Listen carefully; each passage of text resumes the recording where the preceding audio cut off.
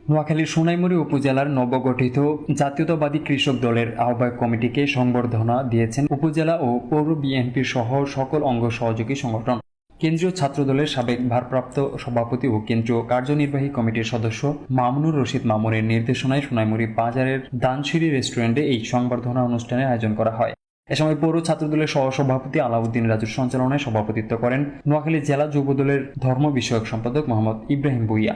অনুষ্ঠানে অন্যান্যদের মধ্যে উপস্থিত ছিলেন উপজেলা কৃষক দলের সিনিয়র যুগ্ম আহ্বায়ক জানে আলম সোহেল ভূঁইয়ান, মোহাম্মদ ইউসুফ ভূঁইয়া, মোহাম্মদ আব্দুল আজিজ ফয়সাল, মোহাম্মদ নজরুল ইসলাম রিপন এবং সোনাইমুড়ি ডিগ্রি কলেজের সাবেক সভাপতি মোহাম্মদ মিলন ভূঁইয়া, সোনাইমুড়ি পৌর যুবদলের যুগ্ম আহ্বায়ক প্রার্থী মোহাম্মদ ইকবাল হোসেন ভূঁইয়া, সোনাইমুড়ি ডিগ্রি কলেজের সভাপতি মোহাম্মদ সাকিব উদ্দিন, সোনাইমুড়ি পৌর যুবদলের সদস্য সচিব প্রার্থী মোহাম্মদ কামাল উদ্দিন, বজ্র ইউনিয়ন ছাত্রদলের সভাপতি এম মোর্শেদ সহ ছাত্রদল, যুবদল ও বিএনপির অন্যান্য নেতৃবৃন্দ। এ সময় নবগঠিত আহ্বায়ক কমিটির সকলকে ফুল দিয়ে বরণ করে নেওয়া হয়।